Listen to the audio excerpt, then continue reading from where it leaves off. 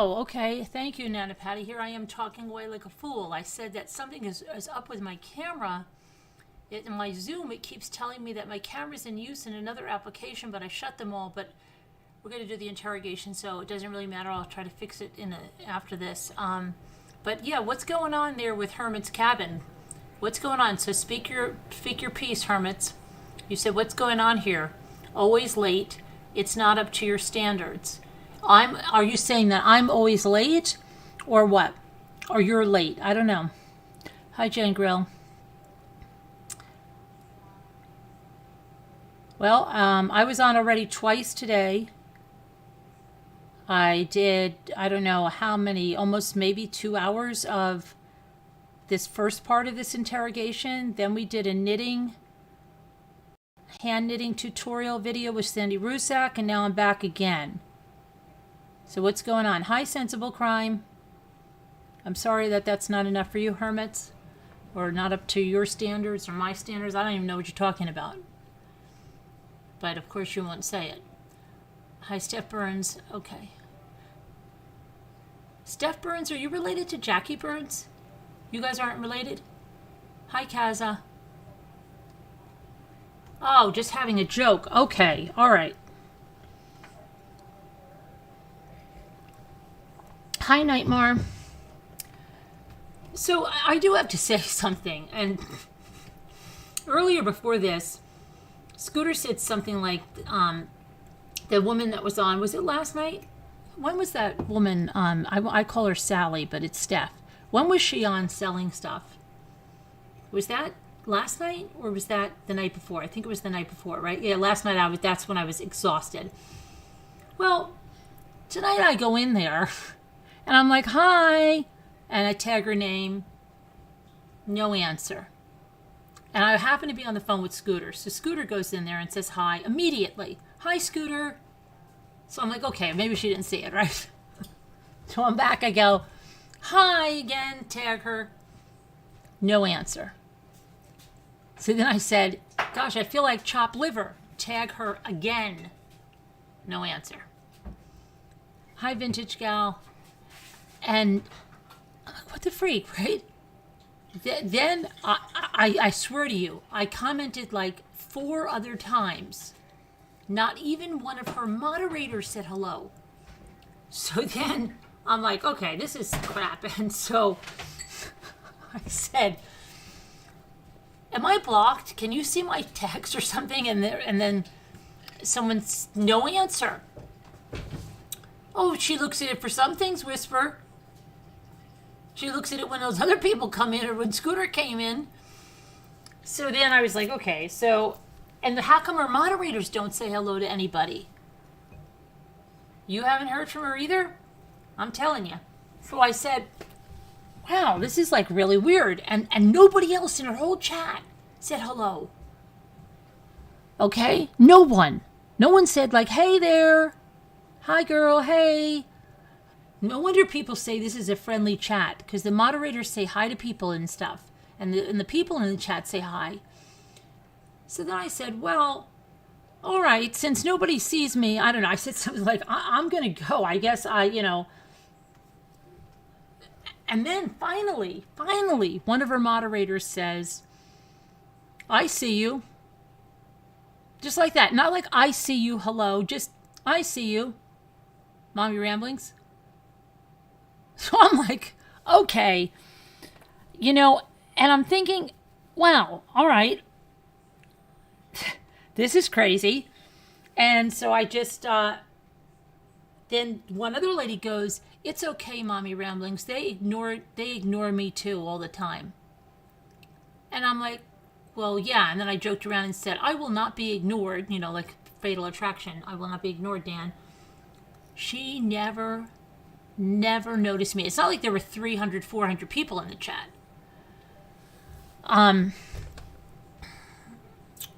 So I'm just like, what?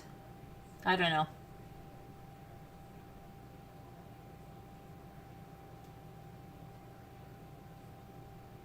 That woman that came up here and sold the stuff the other night, from the one that asked me, can you drop my link or something and all that stuff?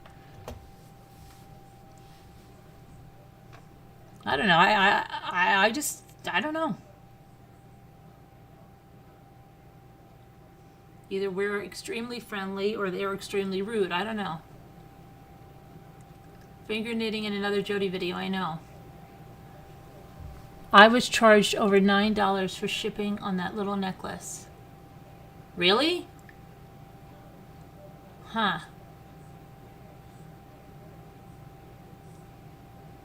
Yeah, I don't know. Just thought it was weird.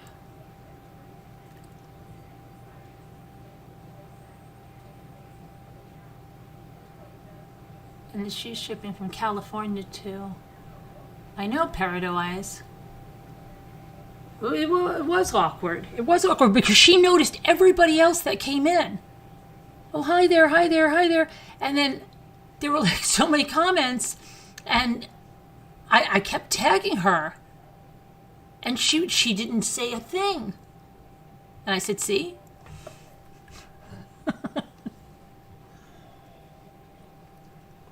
I don't know. I don't know. Anyway. And I figured, like, okay, well, good, because there's a lot of people in there that were like, no people that were, Whisper to Me was the only person besides Scooter that came from this area. So I thought, oh, well, this is good. Maybe she'll, give me the shout out and we can get some more people that, are interested in sales and stuff, and it'd be good. And we gave her a shout out and she got subs because of it. And nothing. So I don't know. I don't know. Whatever.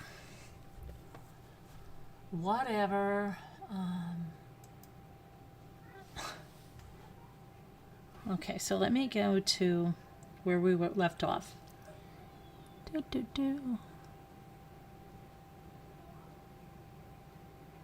see here. What am I trying to do? Tell me what I'm trying to do. Okay.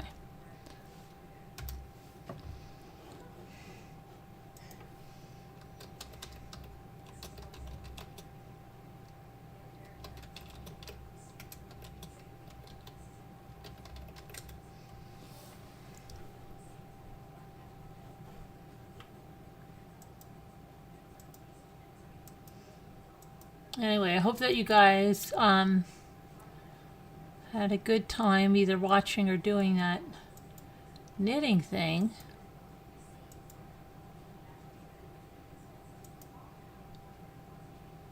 Okay, this is no good. Okay. Sorry, I'm just trying to get some of these stupid windows closed. There's too many windows on. Okay, here we are. So we were right here. I've got it. So let's see. We're in the interviews right after Jody was arrested. She's still in California at this point, and she's being interrogated by investigator Flores and the female investigator. Okay. Right now, she is still with, this one is going to have both Detective Flores and the female investigator, okay? Her name is Rachel. I can't remember her last name I think it's something with a Lee on the, Brimley or something like that. But I'll just call her Rachel. So Jodius, that's funny, Jodius. Jody says, I wasn't angry at Travis. Everyone keeps saying whoever did this was so angry. Rachel, the investigator, says, then what were you? Jody scratches her head. Were you scared? Jody wipes her eyes, nose, and cries. Were you jealous? Jody says, I remember feeling jealous when we were together because this one time, especially when he was letting this drunk girl hang all over him, and he wasn't doing anything to stop it. He was just supporting her and holding her and like right in front of me. And I'm like, what are you doing? But I didn't want to make a scene. All of our friends were there, so I just left.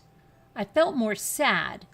There were, of course, more feelings of insecurity because it made me wonder, what are your deeper philosophies if you think that's okay and we're in a relationship together? To him, it was harmless. When I realized that he didn't mean anything by it, We talked about it, so I remember feeling jealous about that. It was almost 1.5 years ago. Rachel says, so if it's not jealousy and if it's not anger, what was it then? Have you been asking yourself that same question? Is it that you're having a hard time figuring it out within yourself? Jody says, I just don't know. Rachel says, was it fear? So if it was fear, then was it that you're afraid of, or what were you afraid of? Are you looking back and trying to remember that day? Because Jody is not even looking at the detective. She has her hands crossed in front of her and she's looking off to the side. And then she says, I'm just trying to remember everything, things that happened, our conversations. I don't know what to say. Rachel says, what do you remember about that day? That would help the family, understand? Jody has her hand on her face and she's not looking at Rachel. Rachel says, did you at least start out enjoying each other's company that day? Jody puts her fist on her forehead, leans on the table, and she's not answering. Rachel continues, did you go there with the intention to kill him? No. What was your intention? Did you mean for it to happen? Jody puts her hand on her elbow on the table. Sounds like she's crying. She rubs her eyes, places hands on either side of her hair. She leans back on the table and is heard crying. She takes toilet paper, blows her nose, wipes her eyes. And then she says, I'm not really good at expressing myself. I think I'm going to write his grandmother. Rachel says, would you like to write them a letter now? Jody says, I think I could start, but it would just be like a rough draft. It wouldn't be something that I'd want to submit. I want to think about it and make sure that that's what I really want to say. And I know you want everything now, but if you don't want to do that or help me anymore, that's fine. But I'm still willing to write a letter. I can usually say things better in writing. Rachel says, I think that's a good idea for you to write them a letter. As far as now goes for me, like I said, it's not going to make any difference for me, but it would make a difference for you, and it would make a difference for Travis, for his family, because I think, and I'm very safe in my assumption, that they're seeking closure. And the more information that they have to understand, why that will give them the closure that they seek. And I think that you want to do that. I can see that in you. Jody says, they deserve that, crying. Rachel says, they do deserve that. If you have a hard time expressing yourself, that's okay and understandable in this situation. This isn't an everyday, average, normal situation. Jody, still crying, she says, I can usually see things better in writing. She takes more toilet paper and she wipes her eyes. Rachel says, if you would let me help you, I can help you with that expression, but you have to be willing. You can still write them a letter. She takes a drink of water, and the least you can do is give the family something. I don't know how many times I can say that enough. You say that you didn't mean for that to happen that day. You nodded your head when I asked you that, and I believe that. But in order for that to be believable, there has to be some understanding of what led up to it. Jody throws her used toilet paper in the trash can. She starts crying again, puts her hands on crossed arms on the table. Rachel continues, was he expecting you to come over that day? Jody says, he wanted me to. I told him I wasn't going to. Rachel, so was it a surprise that you actually showed up? Jody unravels more toilet paper, wipes her eyes and nose. Rachel continues, is it a matter of you not understanding how things got so carried away that it would end up in a situation like that? Jody says, I don't know. Rachel says, or did you go there with the intention to kill him? Rachel says, do you want to leave here today with those questions not answered for Travis's mom and dad? Jody says, his mom and dad passed away. I'm not saying that to be like trivial. It's just when you say that, in my mind, I go, I understand because they're all together. Rachel says, I see. So who's left behind? His grandmother? Jody says she raised him. He has a lot of brothers and sisters. I think he has 3 sisters, maybe 4. Tanisha, Samantha, I don't remember. And he has some brothers and a brother-in-law. Rachel says, so what about his grandma and siblings? Do you want to walk away from here today without giving them something to understand? Jody's crying, doesn't respond. If your fate is sealed in your mind, why wouldn't you give them that? And at the same time, help yourself out. Are you the cold-hearted person that everyone thinks you are? Huh? Jody says, no, not cold-hearted. Rachel says, then what are you? Jody says, I'm weak. Rachel says, what is your weakness? Jody says, I'm kind of embarrassed to admit it. Rachel says, I can understand that. We're all human. We all have weaknesses and embarrassing things that we wouldn't want anyone to reveal. What's your weakness? Jody says, it's stupid and it doesn't really have anything to do with this too much. It's something that I'm working through. Rachel says, do you have problems with your temper or anger issues? Jody says, no, it's nothing like that. I mean, I yell, but nothing like I wouldn't go as far as saying anger issues. I think it's just because I come from a family that yells at everyone. Rachel says, that's how they communicate? Jody says, I think they're sort of desensitized to it. Like after I moved out, I was away for a while. So when I came back for a visit, it's like, you don't have to yell. I'm standing right here. Or my mom, will yell at my brother. He's standing right there. You don't need to yell. And she's like, well, he doesn't listen if I don't yell. And the thing is, it's because he's become so desensitized to her yelling. So until she yells, he's like, okay, so maybe it's something like that, but not anger issues. I've been able to check that a lot because yelling, it's not a nice way to communicate, in my opinion, and it doesn't really help anything. Rachel says, so how could things go so wrong? I'm not understanding. If it's not jealousy, if it's not an anger problem, you said you were afraid, or you nodded at least that you were afraid of, but I'm not sure what you were afraid of. Jody says, it's trivial. Rachel says, it may not be trivial to his grandmother, his brothers and sisters, and I think the information that they could have to help understand, who you are and what transpired that day is going to help them. It won't bring their son back, but it will help them understand.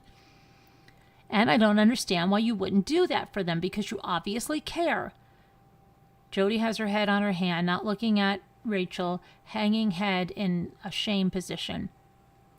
Jody begins rubbing her right hand up and down her left arm, stroking herself. Rachel continues, I'm not asking you to make excuses for yourself. I don't think that you're this type of person that would do that. But I'm asking you to do something for somebody else, somebody that deserves to know. What was it about your relationship that went so wrong that would have it end up like that? And if that wasn't your intention, then what was?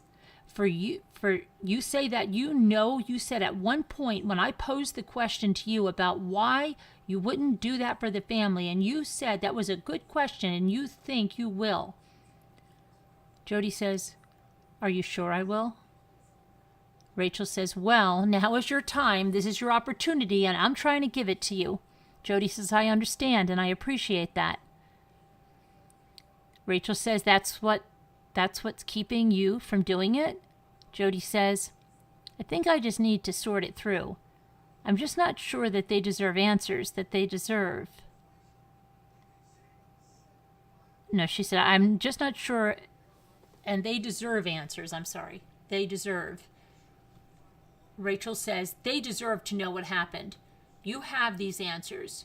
You may not know the why within yourself, but you have the answers. You know what happened. You can still write them a letter when you figure out within yourself, some of the questions that you're struggling with. But in the meantime, you can let them know what happened, the facts of what happened. Jody says, I don't have all the details. Rachel says, what details do you have? Was he happy to see you when you got there that day, or did he appear angry? Or was he angry that you showed up? Jody, let's see. Okay, let me see. It feels like a whole week since I've been been here back.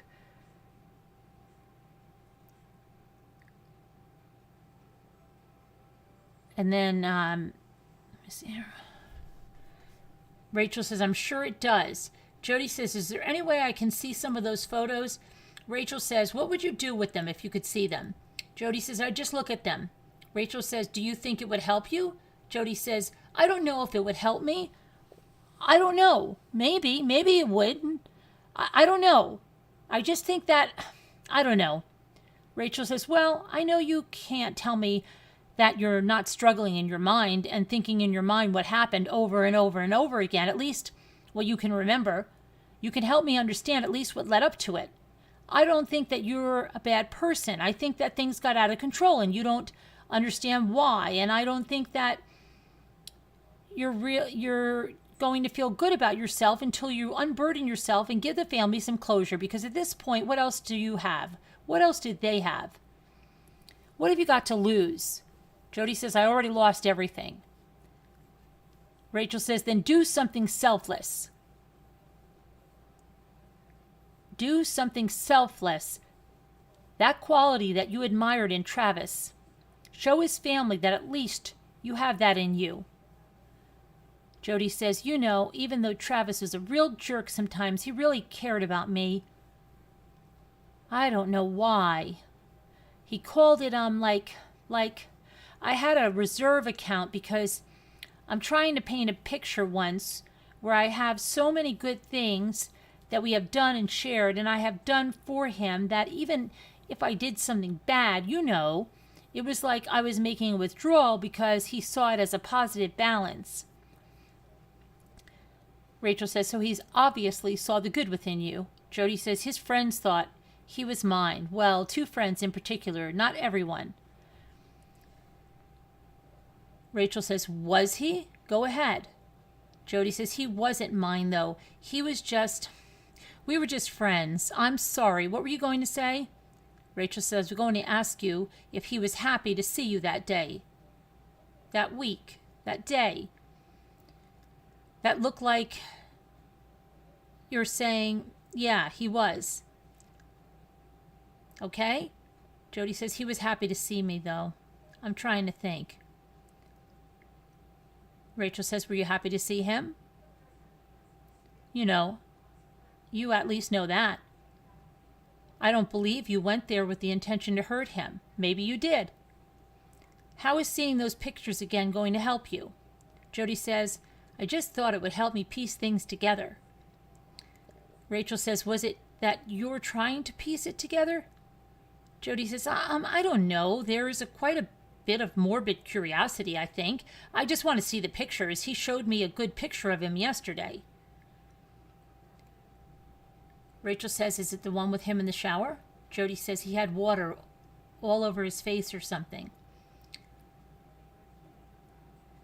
Rachel says, you took a nice picture of him. Jody says, he would never let me take pictures of him in the shower. You know, despite our intimacy, he was very private about his showers. You know, like he had a room. I don't think you've seen the room, but Jody becomes animated. She proceeds to use her hands to draw a diagram of Travis's rooms. It was here. There were double doors leading into his room, a walk-in closet here, and a hallway, sort of a short hallway here that went this way, and then there was a bathtub here, a shower here, a bathroom here, full enclosure. And so if he was taking a shower, you couldn't see if you were in the bedroom unless you walked down the hall, and I never went in the bathroom when he was in the shower because he was just private about it, you know? It's not like we're a married couple ever. We had a time when we did something, and then after that, it was, you know, we weren't a couple, you know. Rachel says, are you saying that those pictures were taken without his consent? Jody says, I'm just saying that whoever took those pictures must have, it's hard to imagine because I got pictures of him once shaving, and he was already weird about that. Rachel says, well, Jody, when you say things like that, it's obvious to me that you don't want to do the right thing for the family. You don't want to unburden yourself. You don't want to think to give them closure. And you're jerking my chain because there's no doubt. And I've already told you that there's no doubt in my mind or anyone else's mind that you were responsible for his death, and I don't appreciate my chain being jerked. I don't appreciate you thinking I'm some sort of fool. Jody says, well, the detective says he has pictures of me. Rachel says, I've seen those pictures. They were taken the same day. Jody says, well, certainly not the same time. Rachel says, within the same time frame. And to tell you the truth, I think I've done all I can here. I was hoping to, be able to relay some sort of information or message to the family because they deserve it. You have the power. You have the control. You're the only one that can give that. And I'm tired of playing games. I'm tired of skirting around it. And I guess I'll just leave here today and leave them with the image that they have of you. I don't know what else. There's nothing else that I can do. I thought that it would be easier for you to talk to a woman, especially about that this was a very intimate incident, and it would be easier to say what you need to say to a woman. Sometimes it is. It's not as threatening. But unless you're willing to give me something to help you, I can help you walk down that path and help you remember those details, then I can't do anything for you. You need to decide whether you're going to give the family closure or leave them with the picture that they have of you and wondering why their son died. That's it. That's the bottom line. That's what you need to decide. And after today, things are going to go so fast that you're going to be so totally out of control of the situation, the wheels of justice will start turning. I can see that you want to do that. That's clear. I can see. I understand that you're afraid and that you're horrified about the person that's in you that could do something like that. But it's happened, and it's a done deal, and it did. At least you can do is tell the family how it happened so they can understand why. Are you going to do that for them today or not? Jody says, I'd like to, then what's holding you back? Jody says, I'd like to begin something like, I don't know, because I don't know what to say to them. Rachel says, well, let's throw a few things out there. You said you were sorry. Jody whispers, sorry seems so meaningless. Of course I'm sorry. Rachel says, unless you back it up with something else as to why you're sorry, you're right. Give them something, Jody. Did you guys get into an argument that day? Was there some kind of fight? Help them understand. That's what I'm talking about. Do you think you're going to get this opportunity again to sit down and just have free-form discussion? Jody says, no, probably not, unless it's with lawyers. When you say free-form, do you mean like in this room? Rachel says, yeah, just exchanging, communicating. There's not going to be any situation or place that's going to make it easier for you. This is as good as it gets for you right now. Jody says, yesterday, Detective Flores asked me if I want to see those pictures, and I told him no. Rachel says, do you think they're going to help you? Jody says, I don't know. Rachel says, well, let me tell you. Let me check and see if we can get you some pictures to look at. Jody says he had a whole binder of stuff. If they were all pictures, I don't know. Rachel says, yeah, there were a lot of pictures. I'll be right back. She leaves the room. Jody's still leaning over, her head bowed, elbows on the table, hands behind her head, her hair and neck. Jody sits up. She tosses the toilet paper in the trash can, opens the water bottle, takes a drink. She stands up. She walks to the wall, out of view of the camera to see what she's doing. She stands up. She sits back down with her back to the camera, stares at the wall, and then rests her head on the table.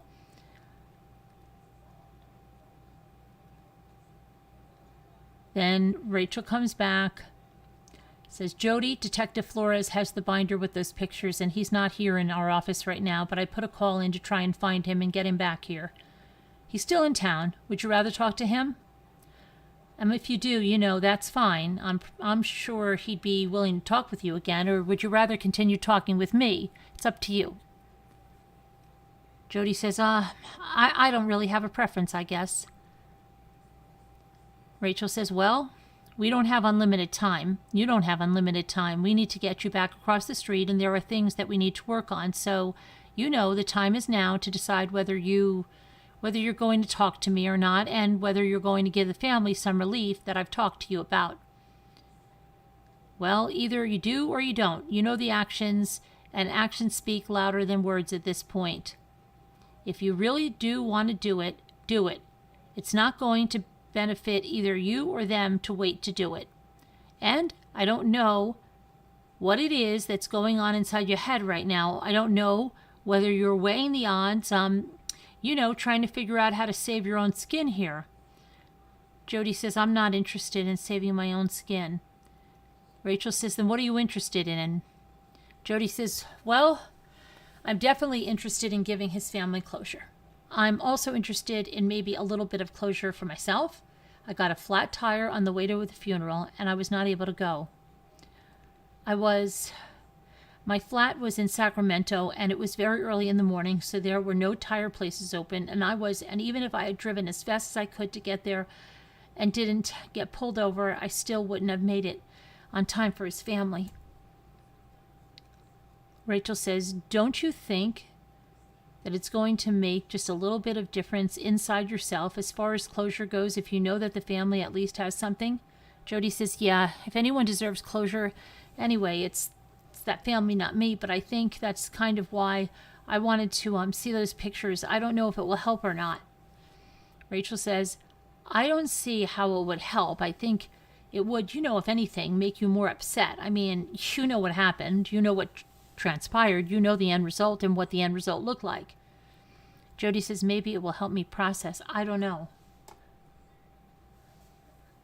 Rachel says, you can at least, until you get to the point of when you're processing the pictures and so forth, you can at least talk about the good things that happened, the day, and what your intentions were. Maybe you can't bear to talk about the actual act itself, but you can at least talk about the events that led up to it, happy or sad. There had to have been some happy because I saw all of the photos. And if you're not going to do that today with me right now, I'm just going to send you back across the street because we've been in here for a while. I don't have, the entire day. I guess my patience is running a little thin. Jody says, I have a lot of letters to write. And Rachel says, Jody says, I think if I can just, everything is just all jumbled. If I can just get some things on paper, I don't know. Rachel says, do you not trust what I'm going to do with this information when you give it? Jody says, well, I don't know. Well, it's not that I distrust you, and it's not because I think you're not trustworthy. It's not that.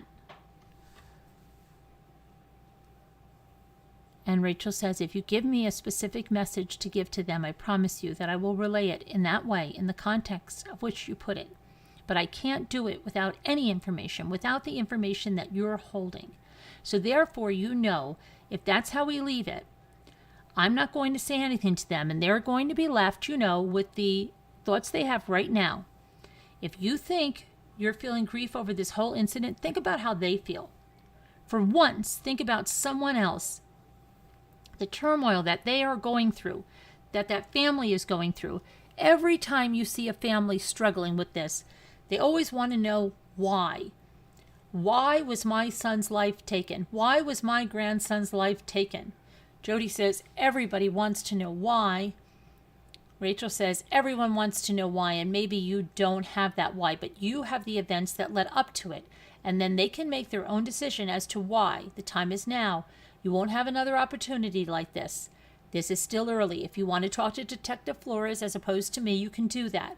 I just thought it would be easier to talk to a woman who can relate to some of those feelings, but if you want to go back across the street right now, just let me know. Jody says, I kind of do want to talk to him because he has been in contact with their family, with Travis's family, a lot. I don't know if that would make any difference, but I know that he already talks to them on a regular basis. Rachel says, yeah, and I'm sure that he has somewhat of a relationship with them. I had them put in a call, so we'll see if he is. Jody says, I'm not trying to stall or anything, but I have to go to the bathroom again. Can we go? Rachel says, yeah. Jody says, thanks. They both leave the room. Jody comes back, enters the room alone, walks over to the table. She hasn't sat down. When she reaches to pick up the tape recorder on the table, she picks the recorder up, sits down, and begins to examine it while still holding it. When the door opens, Jody is seen moving it to her lap, and then she moves it back to the table. Detective Flores comes back, says, hello, Rachel called me and told me that you wanted to talk to me. I was just on the phone with Travis, his sister, and I told her Which sister? Jody asks. Samantha, Detective Flores says. Jody says, what did she say? Detective Flores says, she has 1,000,001 questions, more questions now than she had before. I don't have anything to give her, partly because I can't give certain information yet, but the other one is because I don't have a lot of information. Are you doing okay? Jody says, it doesn't matter how I'm doing. Detective Flores says, it does to me. Jody says, thank you, but it doesn't matter, starts crying. Detective Flores says, I've always been completely honest with you, and I just wish you could be honest with me.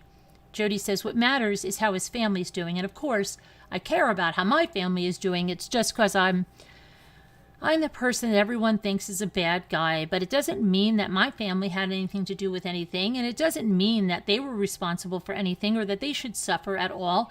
And of course, I feel his family, and I don't know them as well. I really don't even know them at all, except for his grandmother. Detective Flores says, yeah, I told you yesterday. I've been doing this a long time, and you're absolutely right. You know the person's family who was hurt. They're obviously hurting, but there's always a second family that hurts as well. And in this case, that's your family, your brothers, your sister, your mom, your dad. Jody says, I just wish they wouldn't hurt. It would be so much easier for me. Not that I deserve to have it easy, but Detective Flores says, I don't think that you're ever going to be able to take that away from them. I think they're always going to hurt. Now, that's the thing the only thing that can solve that is time. Jody says, you're right about that. Detective Flores says, Rachel said something about, you wanted to see some photos, but I don't think I can show you any more photos. Jody says, why not? Detective Flores says, I don't like doing that because something might happen to you. First off, it's not something I do. Jody says, the reason I asked was because I just feel like it might help me piece some things together. This is more of a selfish reason because I think it might give me some sense of closure. I know it's kind of morbid. I don't even want to think that I deserve closure. His family does, but I wasn't able to visit the funeral home, and it's just... And I don't know. That's just why, mostly. Detective Flores says, why is it that you want to know about the photos? Do you want to see the room? Do you want to see the bathroom? Do you want to see him? Or is it the photos before it happened that you want to see? Jody says, I think the photos of after everything. Detective Flores says, I won't show those to you. I won't. Not in good conscience. I can't do that. Jody says, Is there any that you can? Detective Flores says, no, I can't do that. Jody says, like before, I've seen plenty of those kind of photos. Detective Flores says, if you want, I can describe stuff for you.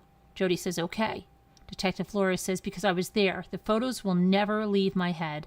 I'm sure they will never leave yours either. The one thing you've got to remember is that by the time he was found, the images that you saw were different from the images the ones that I saw.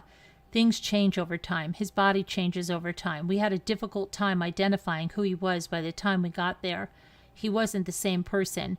So that's why I don't want to show you photos. Jody says, what about photos of just the room with him not in it? I don't know. I guess it doesn't matter. Detective Flores says, I don't have any of those with me here, but as soon as I get a hold of them, another detective has them right now. Detective Flores says, what is it that I can tell you about that day? Jody says, there's really not much. Things are kind of blurry. Detective Flores says, was he expecting you to show up that day? Jody says, he wanted me to come. Detective Flores said, but you didn't want to go? Jody says, I told him I was going to Utah. Flores says, why did you decide to go then? Jody says, I didn't really. I was going to Utah.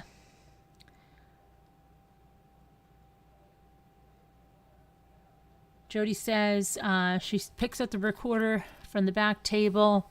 You can leave it off, Flora says. This one still has a full battery in it. You can leave it off, just me and you, Flora says.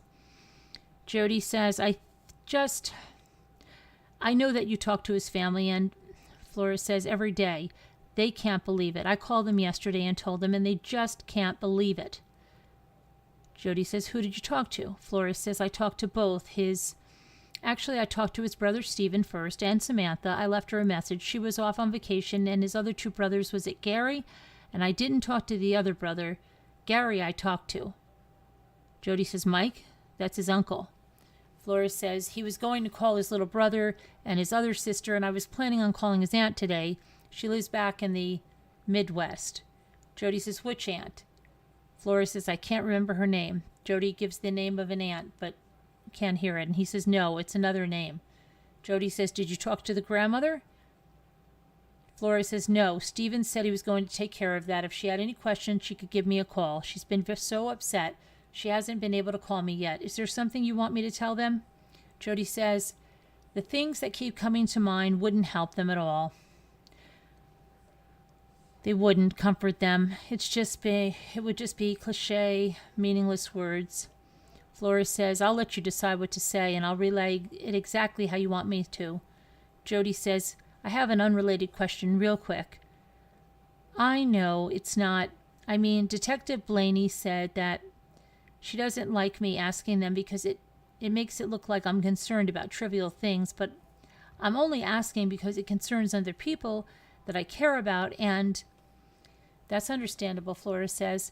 Jody says, if I just know so I could tell them if I ever talk to them again or relay a message or call them. Last Friday I had a wedding and Flora says, is this the camera? Jody says, yeah, and the only place that those photos are on my external drive, on my camera, and on the camera card. Flora says, so it will be a while before we get those back. Jody says, okay, but if they can just get it to the right person, because that's the only thing they have for their wedding. Flora says, I'll be absolutely positive to get those to the right people. Jody says, I was going to edit them and make them look really nice, but Flora says they can probably take them and edit the pictures, but who are those two people that those pictures belong to? Jody says, Brian Neiman is his name. Flora says, okay, all right. Yeah, I was talking to your mom, and I think she mentioned something about that. Jody said, and also on my external drive as well, maybe my computer and hard drive too, there were pictures of my little sister and I, and for whatever reason, she's in some kind of rehab program right now. Flora says, new photos? Jody says, yeah, well, pretty recent ones that she had of her prom night and of her and I that we were just goofing off, and so they're her and I together, and my mom was going to send those, and also my little brother. She was going to send some of those, and even if she doesn't send them, she wants them. So, I kind of took them for her, and so Flora says, I understand. You're worried about other people right now, but you need to understand that these people right now, that stuff is not important to them. Jody says, I know. Detective Flora says, so, that's good. It's good that you're thinking of them, but they're not thinking of pictures. They're not thinking of stuff like that. They're worried about you. I bet you the people that she took the wedding pictures are worried about their pictures. Jody says, eventually they're going to want those. I know that much. They're going to want those. Did you also take my journals? Flora says, yes. All 3 of them? All of them, Flora says. Are you going to keep them forever? No, Flora says. I'd like to return them to you someday. Jody says, I'm probably not going to get anything back, but I know that my mom may have mentioned that she likes the way I write, and she's always wanted to know my business, so... Is that something you want me to give her, Flora says? Jody says, I wouldn't mind if you did. I had something I wouldn't want her to read otherwise, but in this circumstance, I think she deserves to have every piece of me that she can, because she's not getting it anymore. Flora says, you're still here with us. You're not going anywhere. Jody says, I'm going somewhere, and laughs. Flora says, not anytime soon. You'll still be able to talk to your family. They can still talk to you, and they'll still be able to visit you. Jody says, do you know what happened to my cash? I heard people got cash on the books there, or on the book, or whatever it's called, so that I can get a few things that I might need there. And I don't know what else that would be, but Flora says, I don't know about the situation here, but once everything gets transferred over to Phoenix, it's a different story. Jody says, so I might not see that again? Hold on a second. I just want to see if I'm getting a text about anything important here.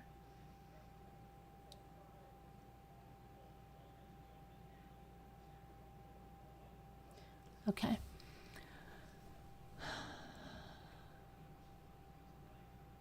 Flora says, no, any cash that was there is yours. If you had cash in your purse, that's your money. Jody says, I also had cash in my savings. Flora says, I don't think they took any of that. I know it was mentioned that there was some cash that they saw. They documented it and left it. Jody says, anyway, I don't even know that. It's not important. I'm just... Detective Flores says, no, it's important to you, and I understand that. I mean, there are things that I would think of if I was in your situation. I'd want to take care of the people who love me and that I love and make sure that everything was set, because certain things you won't be able to do anymore. Jody says, like hug my family? Flores says, no, you'll be able to. Jody says, well, if they come visit, it's like behind a glass, you know. Flora says, no, it's not. Jody says, it isn't? Here? Flora says, no, in Arizona. Jody says, they're not going to come to Arizona. Flora says, I guarantee you they'll come to Arizona and see you. Jody says, when I moved away, they never came to see me. I was gone for 10 years. Flora says, from my understanding, some of that was because of you. Jody says, I had a house with a free bedroom and a bed and a pool and everything you could want, and they never came to visit me once. It was my first home. I'm sorry this is all so stupid and it's irrelevant. I'm just saying they're not going to come to Arizona, and they shouldn't. They shouldn't come to Arizona, and I don't think I want them to anyway. So yeah, when you say that there were certain things that I won't do anymore, I know that's really sinking in quite a bit. Flora says, you don't think your sister and brothers would come visit you? Jody says, yeah, sure they would. Flora says, of course they will. You don't think your mom will come visit you? She will. What do you think she is worrying about you more right now? I think your mom and dad are worried more than anything. Jody says, my dad went to the hospital yesterday because he was having a panic attack. Flora says, yeah. Jody says, and he gets those where he just can't get his heart rate down in it. It's not, I haven't really been the cause of any of that prior. It just happened. But yesterday, I had everything to do with it. It doesn't even matter. He's had a long life. Every breath he takes right now is because of modern technology. It's bought him a lot of time, but I'm sorry. I'm so sorry for Travis's family. Flora says, well, they're asking for answers. What can you give them? What do you want me to tell them? I will tell them anything you want me to. And if that's not going to solve anything I know it's not going to solve anything for them. It's not going to fill that void of curiosity, but at least it would be a start. What is it you want to say? I will call her as soon as I'm done talking to you. Jody says, well, one thing you could say is that this has nothing to do with his death, but it's something that they may want to see. 2 nights ago, it took me 5.5 hours, but I posted a 45-minute video on YouTube of him doing a training in San Bernardino. Flora says, where did you post that? Jody says, on YouTube. If you go to YouTube, it takes some time, a couple of hours to get it up, and once it's processed that you have to go through some processing time, but if you type in Travis Alexander system training, it should come up. What is it again? Jody says it's Travis Alexander and then a dash and space and then a dash. Space and then just a dash, Flora says? Yes. Yeah. And the assistant training. An apostrophe and then an S. I don't know if that makes a difference. That's exactly what I titled it. I think his friend Chris Hughes gives about a 6.5-minute introduction, and then Travis gets up there and gives a 30-minute training. And he talks a lot about what's in the introduction to his book. He talks about his grandfather, Vic. Flora says he loves his grandparents. Jody says, yeah. Flores says, he still loves his grandparents. He loves his parents and his family, and he and I have similar beliefs, and we know he's okay now. Jody says, I know that he is okay and that he's in a good place, and I know that it doesn't make it any better down here for anybody. Flores says, there's always that, but I think he's waiting for you to give relief to other people who are still here with us. You have to. You can't leave it unfinished. It's the last piece of the puzzle. Flores says, it's completely up to you, Jody. I told you yesterday I have details on how things happened. There's ways to figure it out. What is the biggest question everybody asks is why. It's the biggest question of our life. Jody says it is. Flores says, why are we here? Why do we suffer? Why do we go through the things that we do? Jody says, why do we hurt each other? Flores says, the biggest reason I have found out is for us to have happiness. Jody is crying and says, I think you're right. Flores says, whatever the situation that we have, no matter where we are, who we are, and what our situation is, we can at least try to be happy. Do you want to talk about what happened that day? I've got the images in my head, and I can explain whatever it is you want about what I saw when I went there. What I can't do is I can't show you pictures. What time did you get there that day? The pictures that I have, the first ones show you there about 1:45 or so. Was it before that, or had you already been there a while already? I know he has roommates. I know his roommates are off during that time and don't come home until about 6 or 7, and they don't talk to him really. It's just like they're just kind of rent rooms. They don't really socialize and kind of stick to themselves, especially his new roommate. Jody says, who is that? Flores says, did you know his new roommate? She says, I only knew Zach was there. Flores says, Zach and Enrique was the other one. Jody says, I think I saw Enrique at the funeral services. I mean, his memorial services, but I didn't meet him, and I didn't know him. Flores says, a Mexican guy? Jody says, kind of short.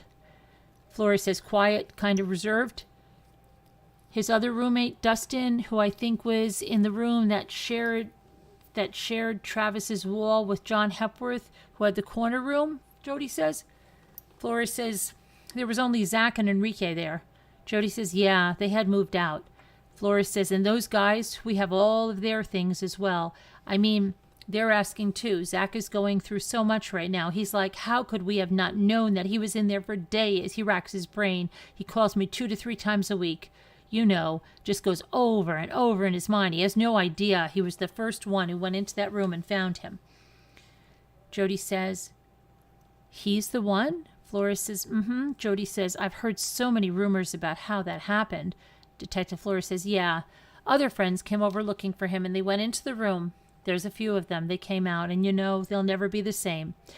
When you see something like that, it's difficult, especially when it's someone someone you love. I deal with it all the time, so it doesn't bother me so much. Jody says, you have to remain quite detached.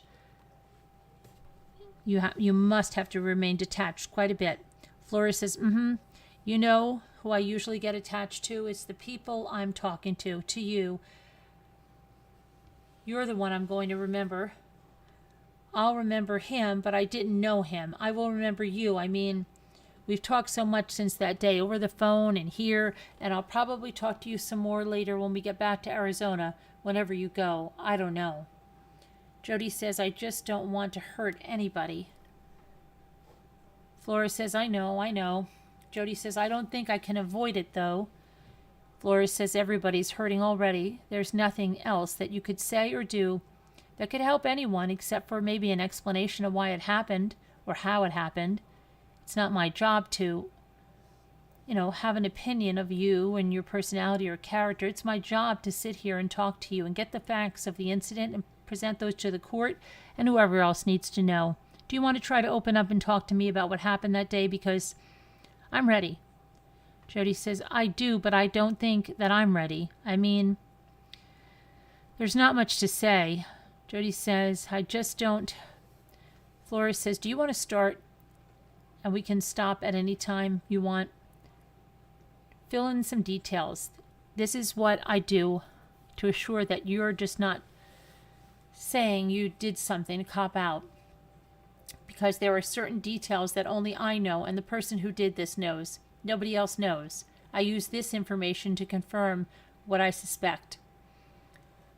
So if you can just start and give me some details as confirmation, then we will be fine. And if you want, we can continue at another time. Jody says, part of me really wants to. Flora says, well, then let's just start, because I know that part that really wants to is that part inside of you telling you what to do is right. We don't have to go over details, all the details. Jody's sitting on the chair with both legs up on the chair bent, with her knees close to her chest, feet on the front of her chair. She lowers her head to her arm, resting across her knees, and appears to be crying. Flora says, why did you go there that day, Jody? Why did you show up that morning? I have questions. I have questions too. Were you going to try to convince him to not go to Mexico, or were you going to... Oh, no, Jody says. Flora says, trying to convince him to go on a trip with you, or... Jody says, no, he would never not go to Mexico. I would never want him not to go. He was going to see Chichen Itza on the list of 1,000 places. It's one of the things I want to do in my lifetime, says Flores. Yeah, says Jackie. It's part of our history, both in the church and our heritage. Flores says, that's where my people come from. Jody says, yeah. Flores says, so why were you there that day? Please tell me. Did you miss him? Did he call you? Did he miss you? Why was it? That's the only other explanation I can think of, that you went there for one purpose, and that's to hurt him. The only other explanation I can think of is that you went there for one purpose, and that's to hurt him. If that's the case, and that's the truth, then that's what you need to say. If you want me to call and tell his family that you're sorry and that you apologize for what happened, I can do that. Whatever you want. This is your time right now. I flew up here for a lot of reasons, a lot of different reasons, and one of the main reasons was to sit down with you and to talk about what happened. I did it yesterday, and now I'm here today, but my time is limited. Jody says, there's so many things I want to say. Flores says, start with one. Start with the beginning. Jody puts her hands over her face. Was it last-minute change from your trip to come down to go to Arizona? I bet you were going through your head. Should I just go, or should I just keep going to Utah? It's only an additional 300 miles from where you were going. So Jody says, Flores says, Jody, your time is running out. I'm not going to be able to talk to you anymore, and I want to. Once you get into the system, I am not going to be able to talk to you anymore. You left so many questions unanswered for me and for his family and for your family. You were there that day, weren't you? Were you guys alone? Can you answer that for me? Were you guys alone? Jody says, sorry, there's so much I just want to answer that for me. Should I be looking for somebody else? Was there anyone else besides you and Travis? Are you protecting anybody? Jody. Jody says, I'm sorry. I just don't know what to do. I'm trying to figure it out. Flora says, I'm right here. I'm right here in front of you. This is what you need to focus on. Jody says, I'm just trying to think here. Flora says, you had Rachel call me for a reason, and that's why I came back here. Jody says, I had her call you about those photos, but I also thought because you communicate with the family more regularly, I just don't know what to say. They deserve to have some peace. Flora says, well, do you want me to ask you the question that they've been asking me? Maybe you can answer it. It's the same question I've been asking you. Was there somebody else with you? That's the number one question this whole family has been asking. What do I tell them? What do you want me to say to them? Because the only answer I can give them is I don't have any evidence to show that there was anyone else there. That's another way of saying I don't know for sure, and that's absolutely true. I don't. I don't know if someone else was there with you. Please give me that at least for them. You know, if there was, you don't have to say a name. It's a simple yes or no. Jody has her head in her hands, looking up at the ceiling. Jody. Yes or no, Jody? Look at me, please. They want to know. Was someone else there with you? Jody says, I'm just trying to think. Flora says, you keep fighting it. Jody says, what would happen to me today and from here on out if I told you just one single detail right now and gave you a confession? Flora says nothing else changes. It just speeds up the process. Jody says, in what way? Do I go to Arizona faster? Flores says, yeah, the process in Arizona speeds up. Jody says, so if I maintain my innocence, then I stay here longer? Flores says, no, you don't really stay here longer. It just speeds up the process in Arizona. Jody says, like the trial and all that jazz? Jazz hands. Do you want to put your family through a trial, Flores says? That's another question you have to ask yourself. Jody says, no. Can I do it all without a trial, or does there have to be a trial? Flores says, well, that's something you need to discuss with the prosecutor. I'm on the phone with him pretty much every day giving updates. Jody says, what's his name? Flores says his name is Juan Martinez. He is the #1 prosecutor in Phoenix. Well, at least in my book he is. Jody says, I wonder if I should get a lawyer first. That's completely up to you, Flores says. I know that you can't stay here forever and you need to go back. If I get one, will you still be able to talk to me afterward, or does just everything just stop, or what? Flores says, I'll tell you exactly what a lawyer's going to tell you. He's going to say, nope. Jody says, nope on what? Flores says, no more contact. She had her chance. You have your chance to talk to her. It's over. Jody says, well, I mean, I just would want his advice. It doesn't necessarily mean that that I'm going to take his advice, nor does it mean that, Detective Flores says, that's completely up to you, Jody. Jody says, sitting in a cell somewhere, not saying anything is not going to help me. Flores says, I can't advise you either way, but what I can advise you is on the truth. The details of the case that you have in your head that you can give me will allow me to verify the information that I have to make sure that I'm looking at the right person and to verify that nobody else was there with you. Detective Flores continues, like I said yesterday, there's no doubt about what happened there that day. There's a couple of details that I don't have, but how it started, why it started, like I said before, if you can provide me with just a few, I can at least relay to the family. That would be fine to me. We don't have to go through all the details. Let's just start. Jody has her head down on the table. Let's start here, right now. If there's a question that I ask you that you feel you don't want to answer, you can say, no, I don't want to answer that right now. Do you want to move forward or not? Yes, I do. You do? I do, but Flores says, well, let's do it. Jody says, I know, I'm not trying to stall. I'm not trying to waste your time. Flores says, I know you're not trying to stall. I know it's difficult for you. It's difficult for anyone in your situation right now. Jody starts crying. Her head is on her arms on the table. You decide, Flores says. I don't want to push you. It's like your own free will. That's one thing that we have is our own free will. Jody says it's kind of like, it's all blurry. It's really blurry. Flores says, well, what went through your mind after it happened? Jody says, fear. Flores says, a lot of fear? What do you think when you were driving away? I was scared, Jody says. Flores says, I can imagine what you were going through, waiting for it to finally come out. Jody says, waiting for what to finally come out? The news that he was no longer with us. You must have been going through hell. Every day that went by, what were you thinking? Jody says, I was scared. Flores says, what was that? I was scared. I'm sorry. That's okay.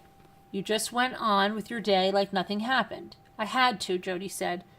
You had to. Did you tell anybody what happened? That must have been really hard. Jody says, it's all a blur. Can I please see those photos?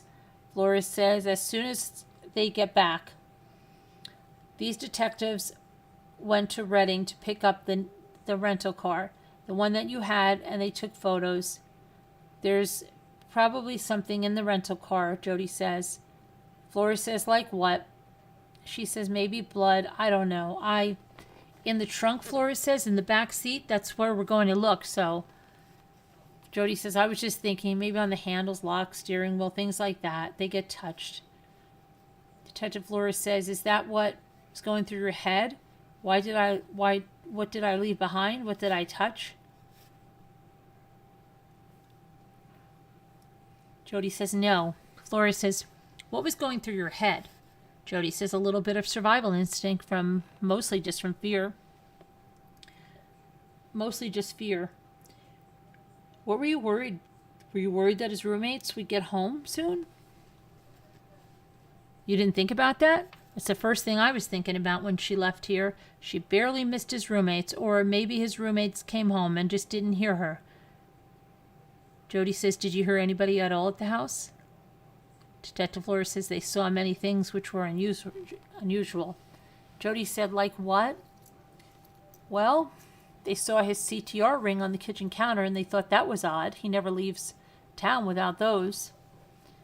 Jody says, no, he always leaves those there unless he's sleeping, and then he takes those things and puts them on. Flores says there were clues, but they went on their day like nothing happened without even asking questions. They knew he was going on a trip, but they didn't know what day. Jody says Tuesday. Flores says Tuesday, that following week. Jody says, yeah, that's right. Flores says, well, Monday, all those little things that they talk about now. Zach is killing himself. I don't know how I did not see this. Why didn't I just go check on him? Why didn't I just go follow my instinct and look? Jody says, Travis didn't always bond with his roommates. He did with some. He bonded with Aaron, even though he had a low tolerance. He bonded pretty well with his friend Josh, but he's back in California now. Flores says he wasn't too close with Zach or Enrique. Jody says no, or his previous roommates. I don't know. It seemed to be something that just people who rent out rooms from there, they don't become friends. They have their own lifestyles and they go on. Yeah, his rules were LDS standards, unintelligible, what she said there. And let's see here. What time of day did you leave there that day? Flores asks. Flores says, you don't remember? Just trying to drive and get as much distance as you could? How long were you in the house after it happened? I know you tried to clean up, and you tried to clean up what you could. Jody says, I wasn't. Detective Flores said, it didn't take too long, but you did. What did you throw the camera in the washing machine? Why did you throw the camera in the washing machine? We found blood in the downstairs bathroom, which somebody had tried to wash their hands. And then there's blood on the outside of the washing machine. There's little things that give us clues as to what you were doing afterwards. Do you remember those things? Jody says, no. Detective Flores says, you remember some, though. What's your intention going there that day? What was the purpose of the visit? The same as before? Jody says, I'm starting to remember. I'm just trying to remember that week, that day, and the week prior has a lot to do with it. The weekend or Friday night, I remember. Flores says, did you have plans to go down there? I know you said he had called and wanted you to come down. At what point did you decide, okay, I'm going? Jody says he's always like, I don't want to say meddling, but he's always like more concerned than I felt he needed to be about my finances. And he's like, well, you can make your road trip with you. And then this, that, and that, you know. Flores says, well, he expected everybody to be like he is. Jody said he did. He really did. Flores says he expected that. Hey, if you go on a road trip, you better be thinking about this, this, and this. Jody says, then there were times when I just threw my responsibilities to the wind and went on road trips with him because I was a little irresponsible when it comes to that. It's not because it was with him. It's because it was the traveling. And, Flores says when he leaves, he usually makes sure everything is planned out. And Jody says, and that he has enough money for it. Flores says, and you're just kind of take off sometimes? Yeah, says Jody. You're a very, very free spirit? Jody says, and it's not. Flores says, and I've known that from the beginning. Sometimes it's good, sometimes it's not so good. Jody says, what gives you the indication, like, when you say that you know from the beginning? Detective Flores says, Well, from talking to you, talking to people who know you, they're like, well, that's just Jody, you know? Jody says, I'm spacey. I mean, it's just, Flores says, when you want to go do something, you just go do it. And I'll deal with the consequences later. Yeah, says Jody. When did you decide to go visit him? At what point? Were you already on the road, or was it from here? Did you already know you were going to visit him when you left? Jody says, She puts her head in her hands again, bends her head. Flora says, I've done that before. Sometimes I just leave and you know what? I'm going to visit this person while I'm on the way.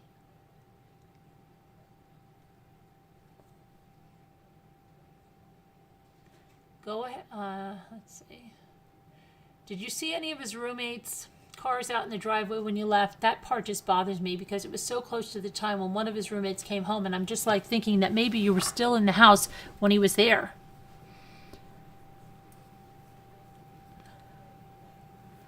Jody says, no, I was in the driveway. You were in the driveway? They would have seen your car then, right? Jody says, I know my space.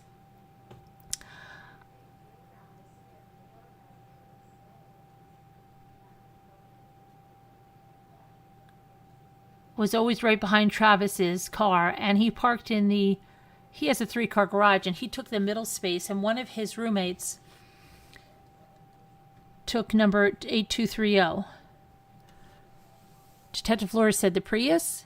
Jody says, yeah, the Prius or his BMW before that, and then there was like a smaller little space, but it was enough for a car, but it was always jammed with junk from his roommates. Flores says, yeah, I saw that. He was he didn't save stuff, you know, Jody said. He had so much storage space. He was so generous whenever he would store all my stuff there because I went from a house to a room, so I had artwork and I had some of my paint and art supplies, photos, books, and so many books. Some of them weren't even mine. They belonged to my friend Matt. I was renting that car yesterday because I was taking a trip to Monterey and to go visit Matt. Yeah, I was going to go drop off some books to him that I've had for the years. We dated like 8 years ago, and we're still friends. So all the books somehow I ended up keeping, and some were mine, but some were esoteric and spiritual kind of books, and I'm probably not going to read them because they're just so out there. Flora says, I know. I'm sure that they're going to get them back to you. Jody sighs, and then she says, and then some photos also. Daryl was another guy I dated after Matt. Brought the house together and kitchen supplies, and Daryl paid for so much, and I was there, and he footed the bill at Costco. So I had, they said they took knives out of my car. Flores says, I don't even know whose those are, you know? Jody says, oh, well, they're Daryl's. Okay, Detective Flores says, they've been in storage for years, just collecting dust. That's good to know that they're his. Yeah, they were like all his. Maybe one might have been mine, but like I was thinking, I've got to breathe, my watch says.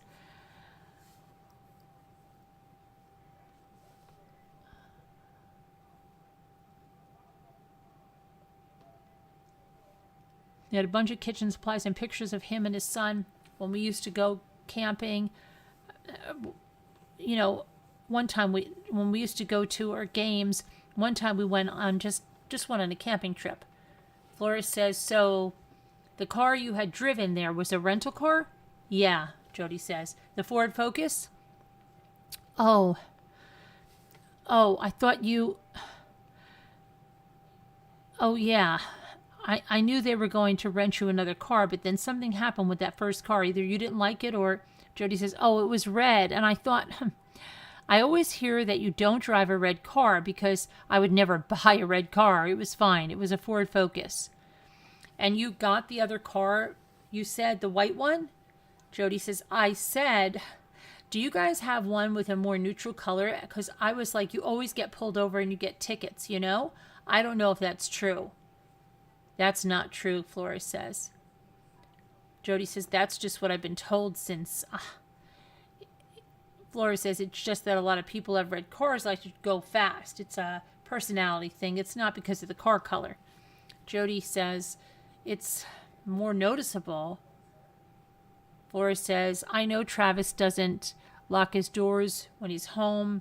Was the door open when you got there, or did you have to go through the garage, or did you get inside? Did you knock? Everybody says he leaves the doors open when he's home. He trusts everybody.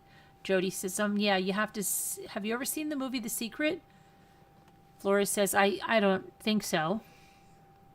Jody says it's kind of, if you're familiar with the whole law of attraction kind of thing, like the way that you become or ran your life. And he felt that if you lock your doors, then you're telling the universe that you're telling that either out there, that you're telling the others out there, and this and that, I need to lock my door for a reason. Flora says, yeah, and I want to be safe. Jody says, yeah, I want to be safe, but which also gives me the impression that, well, there's somebody that can hurt me, and by trusting, Flora says he was a very, very trusting person, and that's what made him who he is. And he also comes from a different kind of background, and he has a different type of philosophy. Jody says, I do. Flora says, doing what I do for a living, I lock my doors. Jody says, I can imagine. I guess with me coming from Salinas, I've always locked my doors. I used to go to sleep at night and I would hear gunshots. Not that neighborhood, but our neighborhood, neighbored by another neighborhood, and I wasn't that great. And the gunshots carried, and then there was, because Salinas is, there's a lot of friends, and I used to think they were more hunters in the fields with their dogs catching animals or something, but they're all just gangs. I'm sorry, I'm not trying to. Flora says, that's okay. I've noticed that when I talk to you, you kind of go off sometimes.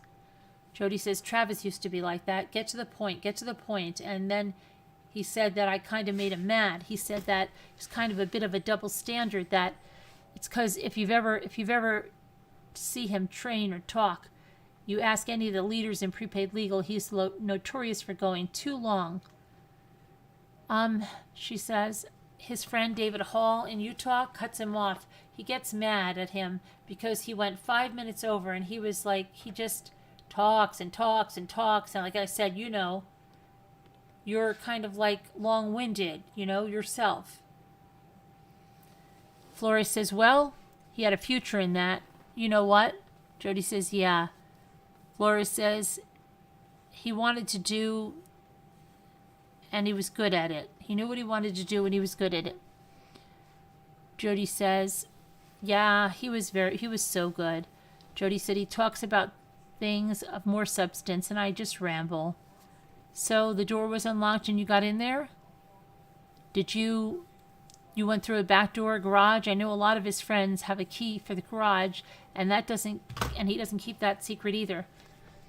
I got that from several friends, Flora says. Yeah, Jody says. Was he expecting you? Jody sighs. Detective Flores, yes. Did you surprise him? I know he was always happy to see you. Jody bows her head, covers her eyes, face with one hand. What you guys had was not wrong, Jody. I'm going all over this stuff. He was always happy to see you. Jody still has her hands covering her eyes and her face. She lets out a giggle. He told me this time when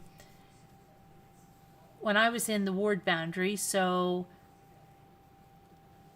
one of my roommates went to church, and they were to meet someone at some church activity, and Travis was getting a ride. And when he said his friend Katie Barnes was in the back seat, he was in another seat, and there were then two people in the front, and I guess they were all going to squeeze in and go to this church activity, and they were swinging by to pick up Amy and my roommate. And I don't think, but he said he wasn't doing much. He must have been on his phone or something, texting, and he said they parked, and he looked up, and it was my house, and he was like, what are we doing here? And he freaked out. I started laughing so hard when he told me that story. And they're like, we're getting Amy. She's going with us. Oh, okay. And he kind of just sat there twiddling his thumbs, and they got Amy, and she left. Was that after you guys broke up, Detective Flores says? Jody says, oh, yeah, because the time that I lived in the house, we weren't together. Flores says, yeah, that's right. Jody says, yeah, it was funny because it just weirded him out. I don't know. I don't know what reminded me of that just now. You said something. He was happy to see you, Flores said. Jody said, yeah, I don't think he would. He would have probably been... It would have been awkward if I had been, because we kept... Flores says, you guys had a kind of relationship. You guys were happy to see each other, but for some reason he couldn't outwardly show it in public. Jody said, Flores says, he was afraid of his image, and to him his image was everything. Jody says, he told me on several occasions it saddened him and it bothered him, how he has two friends in particular that gave him a very hard time about our friendship, and was Chris and Sky.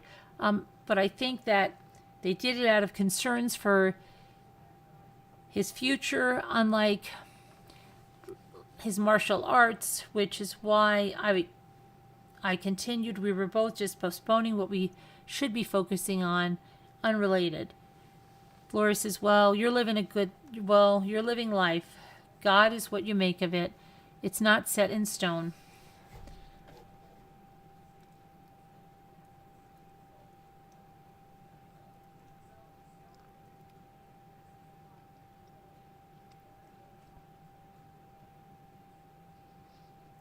Jody says, yeah, I think you're right. We just didn't have our priorities in the right place.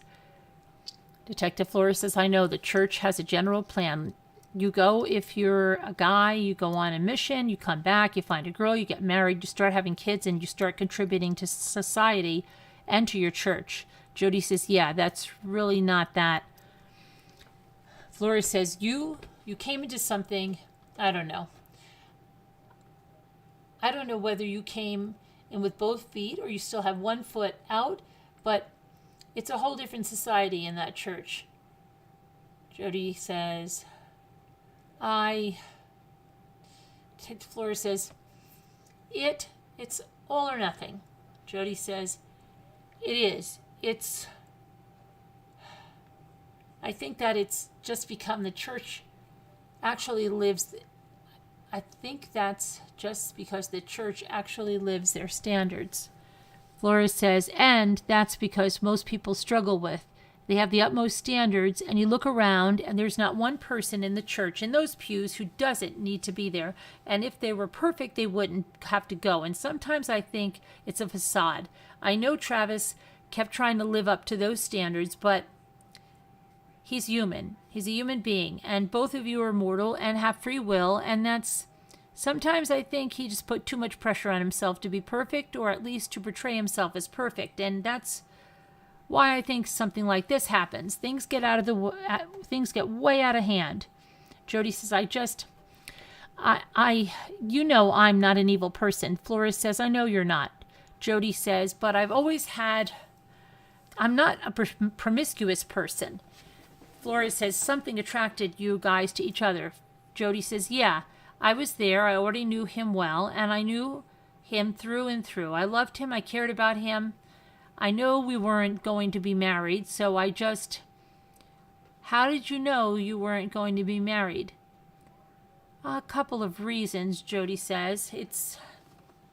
Flores says, it's like oil and water. You guys don't mix? Jody says, oh, we mixed really well for a time, but I think when I discovered his ways last year, it was just so hard. But, what were those ways? Jody says, he just didn't seem like husband material, but it didn't mean that he wouldn't be in the future. It just meant that, something that Chris and Sky told me years back in January of 2007 stuck. And I said, do you want me to be like Deanna and wait 6 years? Detective Flores says, yeah. She said, they made jokes saying, if you'd wait 6 years, you can get free breast implants. And because he bought her breast implants at one point, and then they're like, and then heck, I'll really, just all these things. And I was like, why? Why would you say these things?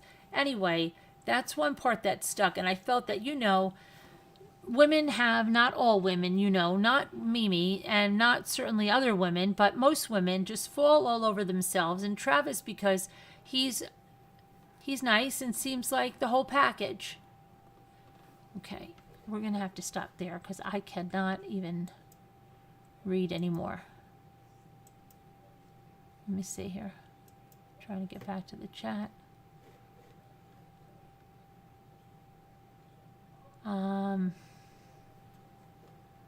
Let's see. I want to do a poll before we go here.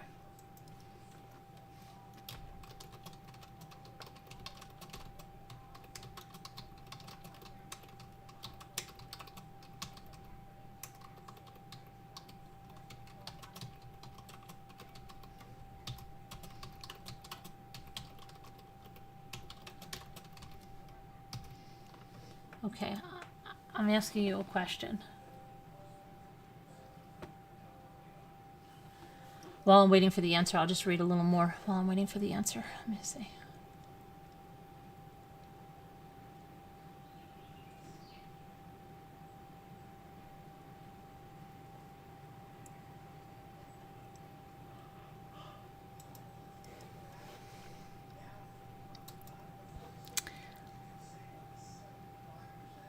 Flores, I think Mimi's kind of saw through everything. There are some people out there that they can see through stuff. Jody says, I kind of did too. Like, I never been pursued by a person like that. But at the same time, I'd like to say that Mimi saw this through this, but I saw beneath that and through that. Like, he wrote this thing on his blog with the goal from within, and I really did seem like inside he was an amazing person. He was a good person. He was a generous person. He gave so much, and Flores says, well, maybe you chose to actually look past that first level. Somebody that Mimi looks past that first level and sees that there's something I don't. Like, I'm not going to look any further.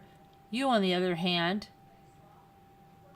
Jody says she spends a lot of time at the temple, and I think I've never been endowed. I mean, I've never been through the temple, but from what I understand, I think that there's a sacred place and meditating there and being there and help you to give further insight about whether just you as a person as are supposed to make a move on certain decisions on your life. So maybe if they just wasn't for her, I mean, I also was thinking about how the fact I didn't get a chance to discuss this with him. I didn't even know she was going to Cancun, and I didn't know that she had flat out told him no, but I thought, Flores says, so that's completely out of theory that you went there to convince him not to go? Oh, yeah, no, not at all, not at all. Flores says, because that's the first theory that was thrown out there, was that she was jealous. She knew she was going to Cancun with this other woman, and it was just jealousy. Jody says, I asked him at one point after I moved, I was like, who are you taking to Cancun, by the way? I knew it wasn't. At one point, there was a girl named Brenda who she wasn't actually involved. She was in the business, and she saw me at the memorial, and she's like, now, wasn't he going to take you to Cancun? And that was like, we found out about Cancun a year prior, about the time we broke up. So I never really assumed that I had a ticket, and, all those things went on. It was never discussed. So there was never any discussion.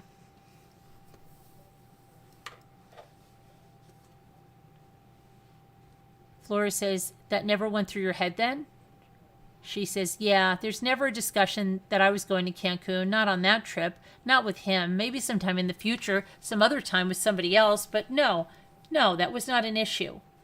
Flores says, well, what about the trip of him coming up to you to come visit you? Was that something that was planned, or was that something like... Jody says, yeah, he was supposed to. Flores says, because I wasn't even sure if that was true. Jody says, no, he was supposed to come twice. He was going to come by, maybe come up, and I kind of was like hoping that he would come by in March, May, 24th, because I was singing the national anthem at the races. And I thought, well, I just thought part of my goals for this year was one to overcome was being in front of large crowds or public speaking. You have anxiety with crowds, Flora says? Yeah, there were 3 fears. One was handguns, which was one of the reasons I got a gun. There was this huge something you can't hear in town, and he said he would take me out and go target practicing, and I went to the sporting goods store several times to see what he had, and they were all in the 500 to 600 category for that kind of gun, so I didn't want that, so they were too expensive. But then there was this one. It was cheap. It was $100 and some dollars, and I said, all right, let's do it. So I put the money down, got my little 10-day background check and all that, and I got it, and I was happy, you know. And then third one was skydiving, so I was going to do that sometime last year, but he wasn't able to make it up, and he was scared to tell me that. He was like, you know, I know you got really upset. Why was he scared? Jody says, not scared, hesitant. Flora says he didn't want you to be upset. Jody says he didn't want to hurt my feelings, and he told me he was on the phone in early May because I had known about that because I had to sing about 8 weeks prior, because I had approached the guy at the state down by the Purple Plum, which is the one in the middle. He works at the gas station area. Flora says, I ate there this morning. Jody says, oh, really? It's pretty good food. Flora says, you used to work there, didn't you? Jody says, yeah. They're good people.